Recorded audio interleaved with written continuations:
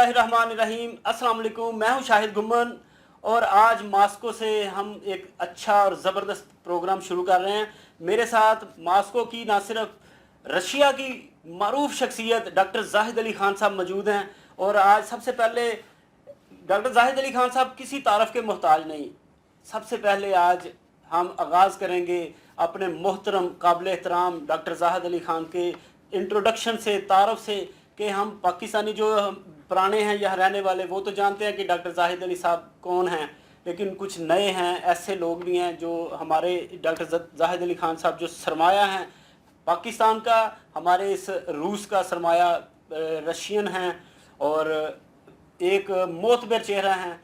इनसे आज गुफ्तगू करेंगे और मैं चाहता हूँ कि लोग जो जानते हैं उनको भी ऐसी चीज़ें नहीं पता जो आज हम डॉक्टर साहब से पूछेंगे। अस्सलाम वालेकुम डॉक्टर साहब। अस्सलाम वालेकुम। कैसे हैं जनाब डॉक्टर साहब? मैं बहुत बहुत शुक्रिया, बहुत जनाब डॉक्टर साहब किस सन में रशिया आए, या कि सबसे पहला ही पड़ाव आपका रशिया था पाकिस्तान से? गुमन साहब, शायद आप यकीन नहीं करेंगे, यकीन करें, इस साल मुझे 52 साल हो गए रूस में आए हुए।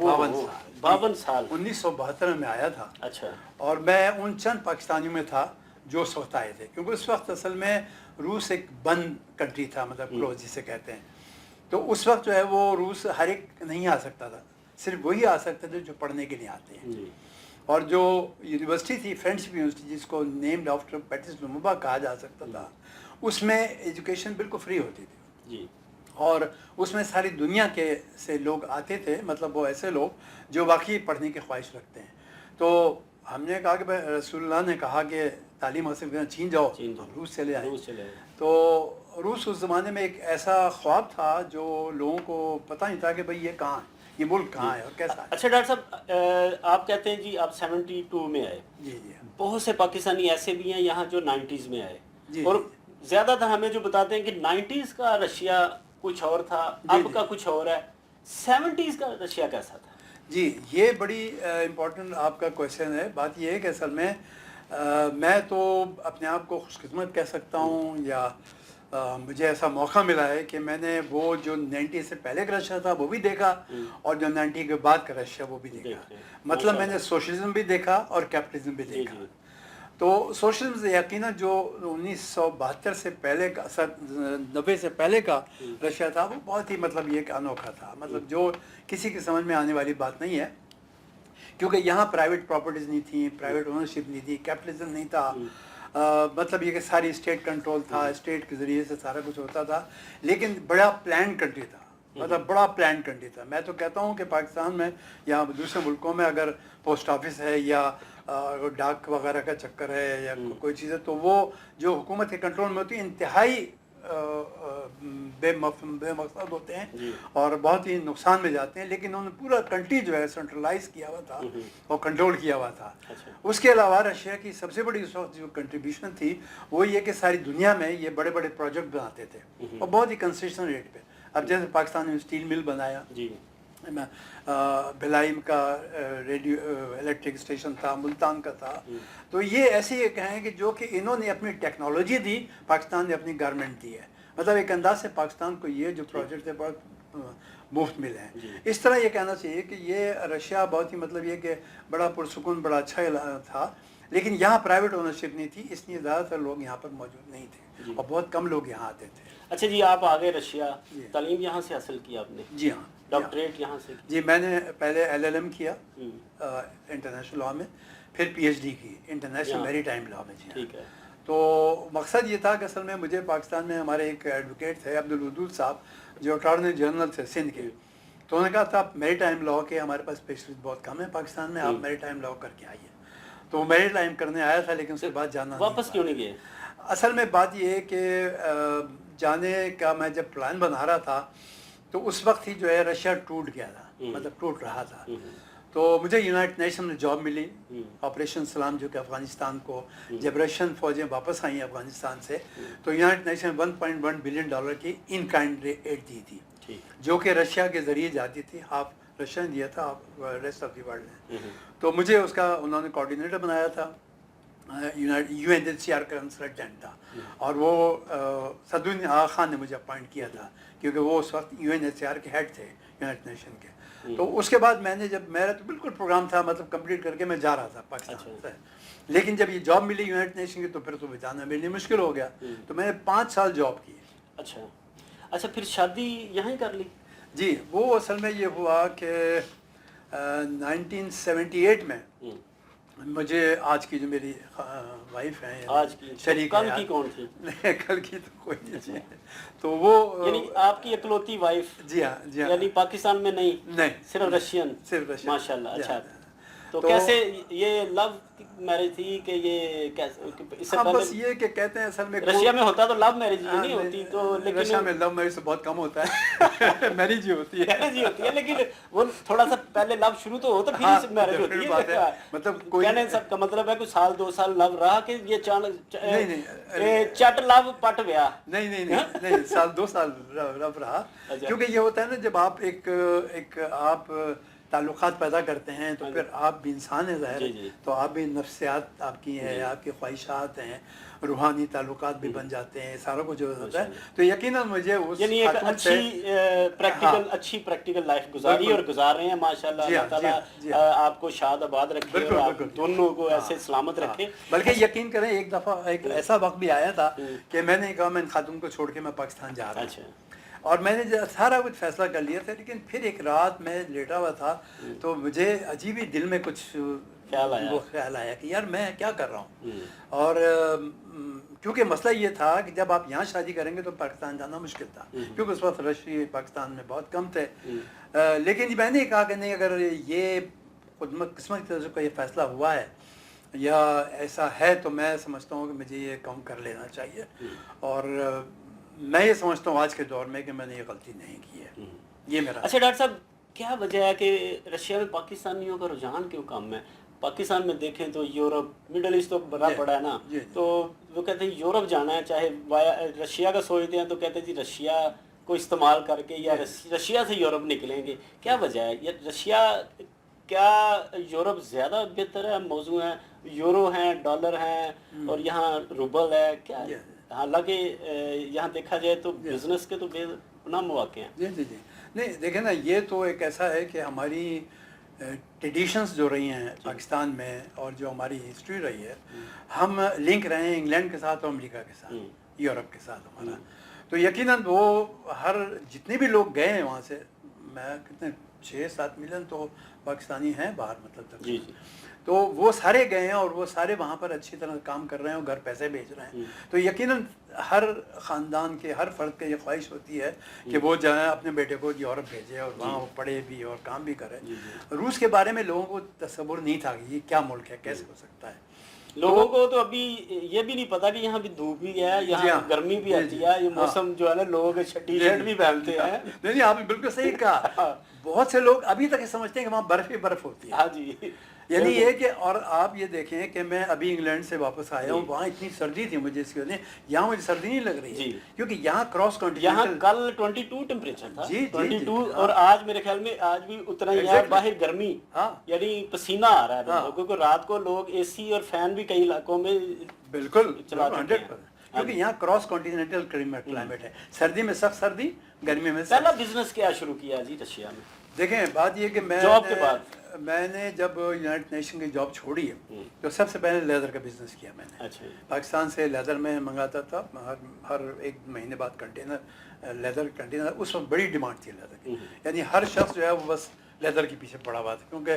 دیکھیں نا بات یہ ہے کہ جب کسی سوسائٹی میں یا کسی مارکیٹ میں کسی چیز کی ڈیفیسٹ ہو تو لوگ اسی کی طرف تلاش کرتے ہیں، جیسے جینس کی بڑی ڈیفیسٹ تھی اور لیدر کی بڑی ڈیفیسٹ تھی، جینس تو خیر یورپ اور امریکن کے لوگ پہنتے تھے، جو ہماری ان کو اتنی ویلیو نہیں تھی، لی وائز اور یہ جو تھے، لیکن لیدر جو ہے وہ پاکستان کا بڑا اچھا تھا اور کاسٹ وائز بھی اچھا تھا، تو یقیناً میں نے لیدر میں کام کیا اور بہت اچھا بزنس کیا، کافی بڑے پیمانے پہ کیا، بہت کیا، لیکن آہستہ آہستہ ظاہر ڈیمانڈ کم ہوتی گئی، اس کے بعد پھر میں نے گارمنٹس لیا، پھر میں جو ہے وہ مختلف قسم کی جو چیزیں ہیں، مطلب جیسے کہ بیڈ شیٹ ہوا یا ٹاولس وغیرہ ہوا، اس پہ کام کیا، کیونکہ بڑی ڈیمانڈ تھی، مطلب یہ میں کافی چیزیں میں بدلتا رہا وقت کے ساتھ ساتھ، اور کافی اپنے زمانے میں بڑا اچھا بزنس کیا، لیکن یہ کہ یہاں ایک سب سے بڑی پرابلم جو تھی وہ یہ تھی کہ یہاں کرائسس بہت آتے تھے، 98 अगस्त में क्राइसिस आया जिसमें 500% डिवैल्यू हुआ था रूबल,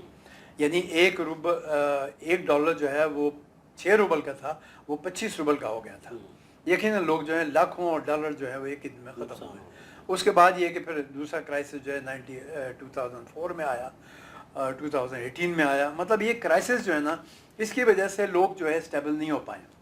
अच्छा डॉक्टर साहब, अच्छा दूसरी वजह एक डॉलर की अनस्टेबिलिटी है, मतलब डॉलर भी हमेशा फ्लक्चुएट करता रहा है, तो लोग जो है वो कैलकुलेट नहीं कर पाते अपने बिजनेस में कि हम क्या करें और कैसे करें और किस तरह प्रॉफिट लें। ये अच्छा डॉक्टर साहब, माशाल्लाह का कि 50 साल गुजर गए आपको, 50 साल, ये 50 साल आपने रशिया को दे दिए। जी जी जी। रशिया ने आपको क्या दिया? देखें, रशिया ने एक तो मुझे इल्म दिया, दूसरी बात ये कि बसत नज़र दी, और तीसरी बात ये कि दुनिया का इल्म दिया। मैं तकरीबन दुनिया के सारे मुल्क घूम चुका हूँ, जो कि एक पाकिस्तानी तस्वुर नहीं कर सकता जिस अंदाज से। और मैंने जिन जिन मुल्कों में भी गया हूँ, मैंने वहाँ स्टडी की है, देखा है, मार्केट को पता समझा किया है।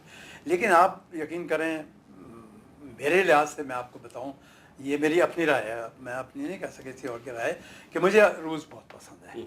इसकी बात ये है कि रूस जो हैं वो ईस्ट यूरोपियन है, और इनमें ईस्टर्न टेंडेंसी, ईस्टर्न सोच है काफ़ी तक। मतलब वेस्ट यूरोप जो कैथोलिक हैं वो बड़े रूड हैं और बड़े रिजिड हैं, और बल्कि रेसिस्ट भी हैं एक अंदाज से।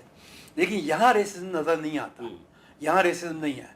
यहाँ मैं अपने मतलब अपने घर में हूँ जिस तरह के अंदाज से, ना बीवी आपसे नफरत करती है, ना बीवी को कोई होता है कि भाई एक थर्ड वर्ल्ड का कंट्री का बंदा है ये, वरना बच्चे आपके साथ करते हैं, मोहल्लेदार बड़ी आपसी रिस्पेक्ट करते हैं, बड़े अच्छे ताल्लुकात होते हैं, हम मुलाकात भी करते हैं। तो मुझे ये कि एक तो ये चीज़ है कि यहाँ कंफर्टेबिलिटी बहुत महसूस हुई है। दूसरी बात यहाँ जो फैसिलिटीज़ हैं वो दुनिया में कहीं नहीं है। मतलब ये कि हैं, अगर होंगी तो जैसे स्कैंडिनेवियन कंट्रीज़ में है, लेकिन यहाँ के मुकाबला नहीं किया जाता, क्योंकि इन्होंने सबसे बड़ी बात ये है कि कम्युनल चार्जेस जो हैं या सेंट्रल हीटिंग जो है वो चीज़ें, और जो इलेक्ट्रिक और यानी आपको हर तरह की सहूलियत और ट्रांसपोर्ट, ये 2-3 चीज़ें इतनी सस्ती की हैं कि जिसकी वजह से आपको कोई प्रॉब्लम नहीं होती कि आप सोचें कल आपने क्या करना है और कैसे आपने। अच्छा डॉक्टर साहब, 90s का रशिया और अब का रशिया में, 90s में बड़े मसाइल थे जो पाकिस्तानी ऐसे भी हैं जो यहाँ हैं उन्होंने फेस किए। क्या वजह थी कि क्या वो एक गंजे, और ये उस पर थोड़ा सा रोशनी डालने ताकि हमारे, क्योंकि पाकिस्तानी जो अक्सर मुझे पूछते हैं यार रशियन माफिया, वो मैं नहीं आऊँगा, मैं रशियन, ताकि मैं चाहता हूँ कि ये क्लियर चीज़ हो कि ये कोई माफिया नहीं है यहाँ, वो था कभी 90s में, और उस पर ज़रा बात बताएं क्या। भाई देखिए ना, बात ये कि जब 91 में रशिया टूटा है तो ये सारा रशिया सेंट्रलाइज था, कैपिटल जो गवर्नमेंट के पास था। 91 के बाद वो लोगों ने आपस में डिस्ट्रीब्यूट कर लिया, मतलब वो केक जो गवर्नमेंट के पास था वो लोगों ने आपस में तकसीम कर लिया। आप तकसीम करने के बाद हुआ ये कि इतना गैर कानूनी अंदाज से हुआ है, इतनी लॉलेसनेस हुई है कि कोई कंट्रोल, कोई हुकूमत, कुछ नहीं था। जब जिसका जो मर्जी है वो कर रहा था, जिसकी वजह से ये हुआ कि एक ऐसा ग्रुप पैदा हुआ जिसने के बहुत ही पैसा हासिल करने के बाद वो एक माफिया बन गया। अच्छा, अब यहाँ पर देखें, सबसे पहले माफिया जो थी वो जॉर्जियन थी, फिर आर्मेनियन थी, फिर यहूदी माफिया थी, फिर उसके बाद ये कि ये अज़रबैजानी ताजिकी माफिया हुआ, उसके बाद रूसी माफिया आई है। मतलब माफिया के मायने ये वो लोग थे जो कि बड़े शैतानी अंदाज से पैसा अपना समेट चुके थे, और उस पैसे को अपने मकासद में इस्तेमाल कर रहे थे, और लोगों को मतलब कत्ल भी कर देते थे, मार भी देते थे, सामान चीज़ें भी छीन लेते थे। तो ये तो था, लेकिन वो ये बताऊँ 1991 के 2001 के बाद या 2000 के बाद जब पुतिन आए, पुतिन इसको बहुत कंट्रोल किया, क्यों? उन्होंने कहा इस तरह मुल्क नहीं चल सकता। अगर मुल्क में सिक्योरिटी नहीं है, अगर मुल्क में जो है लोगों को अपने महफूज महसूस नहीं करते हैं, या मुल्क में जो है फाइनेंशियल डिस्टर्बेंस रहेगा, तो मुल्क कभी भी तरक्की नहीं कर सकता।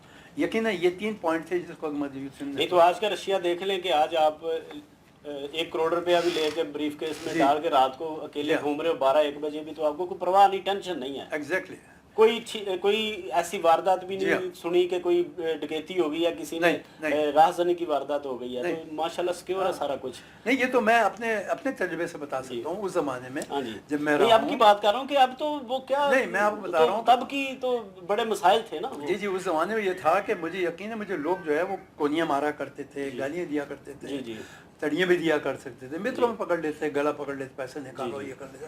تو یہ اور اس وقت زمانے میں اتنا ڈر لگتا تھا. لوگوں نے اپنے گھروں میں گیسز وہ بیلن رکھے ہوئے تھے, کچھ پسٹل رکھی ہوئی تھیں کہ اپنی ڈیفینڈ کے لیے. مطلب اتنا بڑا حال تھا. آج جو ہے نہ گاڑیاں چوری ہوتی ہیں, نہ لوگوں کے گھروں میں ڈاکے ہوتے ہیں, لوگ اپنے گھر کھلے چھوڑ جاتے ہیں, نہ سڑکوں میں آپ کے جیب سے کوئی چیز نکالتے ہیں. لوگ جب یہاں آتے ہیں پاکستانی بہت سارے کہ جی آپ 11-12 بج رہے ہیں, ہمیں ایسا مسئلہ نہیں ہوا. میں نے کہا فکر نہ کریں. اب یہ حال نہیں ہے. اب یہ کہ پچھلے سمجھیے کہ جب سے 2000 کے بعد سے 4-5 سال تو ری ایڈجسٹمنٹ اور ری ڈیولپمنٹ میں پروگرام ہوا, تو ری ایڈمنسٹریٹ کرنے میں مسئلہ ہوا. لیکن اس کے بعد جو ہے یہ 2005 کے بعد حالات بہت بہترین تبدیل ہونے شروع ہوئے ہیں. آج حالات بہت ہی مختلف ہیں. بزنس اسٹیبل ہو چکا ہے, ڈالر ابھی بھی خیر تھوڑا سا فلکچویٹ ہے,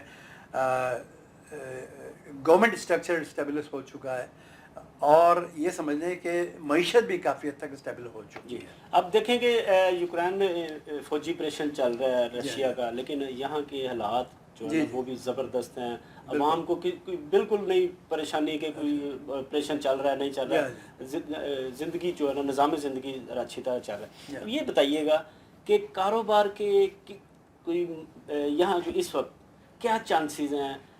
پاکستانی مارکیٹ, پاکستانی بھی کام کر رہے ہیں, دوسرے ممالک کی, غیر دوست ممالک کی جو ہے نا ٹریڈ بند ہے, جیسے یورپین ممالک, مغربی ممالک کی.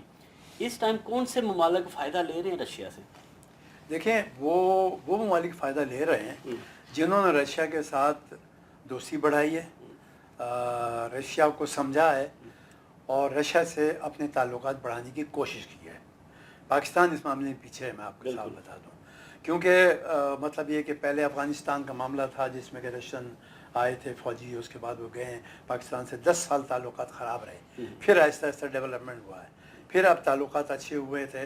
مطلب شنگھائی کوآپریشن میں رشیا نے سپورٹ کی ہے, تبھی تو پاکستان اس میں آیا ہے. تو پاکستان کے پاس بے انتہا مطلب یہ کہ مواقع ہیں کہ رشیا سے تجارت کی جائے, بڑے پیمانے پر تجارت کی جائے.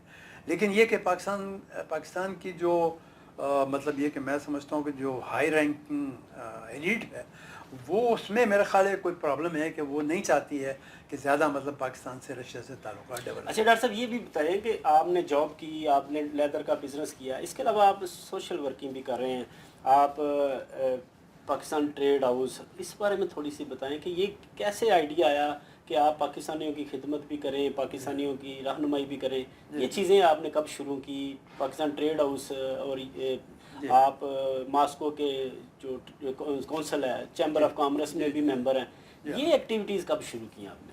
دیکھیں بات یہ کہ میں کس لیے کی آپ نے؟ نہیں, مقصد یہ کہ میں میری شروع سے میں پاکستان میں تھا تو اس وقت میں سوشل ورک کیا کرتا تھا. میں اپنے کالج میں سب سے ایکٹیو تھا, وہاں کا بھی سیکریٹری تھا. اس کے علاوہ یہ کہ میں پولیٹکس میں بھی انٹرسٹ لیتا تھا, سارا کچھ کرتا. لیکن وہی روایت جو میری تھی, مطلب جو ایک انداز سے میری سوچ تھی, اس سوچ کو میں نے یہاں کنٹینیو رکھا. مطلب آتے ہی جب آئے تھے تو میں اپنی یونیورسٹی میں جنرل سیکریٹری تھا پاکستان اسٹوڈنٹس یونین کا. اس کے بعد یہ کہ پھر جب میں نے سب ختم کر لیا تو اس کے بعد میں جب یہ نیا رشیا 91 میں انٹروڈیوس ہوا تو نئے رشیا کے بعد جو ہے بہت سارے پاکستانی آئے ہیں پاکستان سے. گو کہ ٹریڈیشن جو ہے اس کو میں نہیں بتانا چاہتا, لیکن یہ ہے کہ بہرحال وہ پاکستانی نہیں ہیں جن کے ہمیں امید تھی, کیونکہ کچھ لوگ باہر جانے والے آئے تھے, وہ رک گئے یہاں پر اور انہوں نے یہاں پر اسٹے کر لیا, لیکن انہوں نے پاکستان کی صحیح ریپرزنٹیشن نہیں کر پائے اور نہیں, اس وجہ سے کافی ہوا. میں نے جو ہے وہ سب سے پہلے اسی بات میں سوچ کے میں نے پاکستانی یہ کمیونٹی جو ہے اس کی بنیاد ڈالی 2003 میں, اور میں نے اسی بنیاد ڈالی کہ پاکستانیوں کی آواز پہنچانے والا کوئی نہیں تھا اور پاکستانیوں کو ریپرزینٹ کرنے والا کوئی نہیں تھا. تو میں نے پاکستانی کمیونٹی کی 2003 میں جب بنیاد ڈالی تو اس وقت جو ہے لوگوں نے بڑی مجھے سپورٹ کی اور بڑا مطلب بیک کیا. اور اس میں وہ اس کے پہلے وائس پریزیڈنٹ جہانگیر تھے جو کہ اسپورٹس کے بہت بڑے مطلب یہ کہ ماسٹر بھی رہے ہیں. طیب ذوالفقار تھے, میں تھا, طیب کاکڑ صاحب تھے, تو مطلب یہ کہ میں نے وہ کی ہے وہ آج تک جاری ہے, وہ چل رہی ہے. اب تو ملک شہباز صاحب اس کے پریزیڈنٹ ہیں. اس کے بعد میں نے 2012 میں business council for cooperation with Pakistan بنائی میں نے. وہ Russian federation chamber of commerce کے ساتھ مل کے بنائی, کیونکہ وہی ایم تھا کہ پاکستان کے ساتھ بزنس تجارت بڑھائی جائے. تو اس میں کافی کامیابی ہوئی. میں نے کم سے کم 30-40 میٹنگیں کرائیں, اور پھر جتنے پاکستان کے ڈیلیگیشن آتے تھے ان سے ہماری ملاقاتیں ہوئیں بڑے پیمانے پر. پھر میں نے جو ہے وہ پاکستان ٹریڈ ہاؤس بنایا رشیا میں. پاکستان ٹریڈ ہاؤس بنانے کا بھی یہی ایم تھا کہ بھائی تجارت کو بڑھایا جائے, تجارت کو آگے بڑھایا جائے, جس میں جو میں نے 2017 میں بنایا. اور اس میں جس وقت وہ بنایا تھا اس کی انوگریشن میں پاکستان کا ایک بہت بڑا ڈیلیگیشن آیا تھا. عبدالباسط صاحب تھے جو کہ لاہور چیمبر آف کامرس کے پریزیڈنٹ تھے, انہوں نے انوگریٹ کیا تھا. اس کے علاوہ مطلب یہ کہ پاکستان کے تقریباً 14 کمپنیز کے لوگ آئے ہوئے تھے اور بڑا جشن تھا, بہت اچھا تھا اس میں یہ بات. تو میں سمجھتا ہوں میں نے ایک بڑی اچھا اسٹیپ لیا, وقت پہ لیا. اس کو میں آج بھی جاری رکھا ہوں, میں نے رکھا ہوا ہے, آج بھی کر رہا ہوں.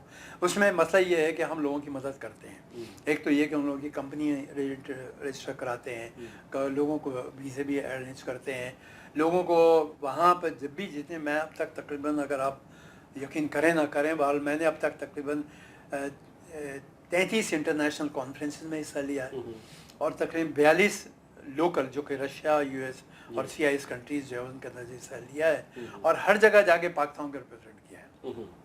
ہر جگہ پاکستان کے بارے میں ڈسکس کیا ہے, پاکستان کے بجائے پاکستان کی انفارمیشن پہنچائی ہے ان تک, اور وہاں کی جو انفارمیشن ہے وہ میں نے پاکستان پہنچائی جب میں پاکستان جاتا تھا. ہر سال میں پاکستان کراچی ایکسپو میں شرکت کرتا تھا, اور انٹر گورنمنٹل کمیشن کی جتنی میٹنگ ہوئی ہے شروع سے میں اس میں حصہ لے رہا ہوں. ماشاء اللہ. ڈاکٹر صاحب کتنی عمر ہوگی آپ کی ماشاء اللہ اس ٹائم؟ میں جناب جب میں آیا تھا تو میری عمر تھی 23 سال.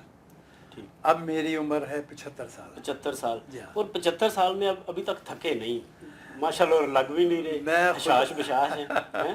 میں خدا کا لاکھ شکر ادا کرتا ہوں, اور میں کہتا ہوں یہ خدا نے مجھے قوت دی ہے, جو ہمت دی ہے, اور جو خواہشات دی ہیں کہ میں ابھی تک لوگوں کی خدمت کروں, کام کروں, اور پاکستان یا روس کے درمیان تعلقات میں ترقی میں اپنا کردار ادا کروں.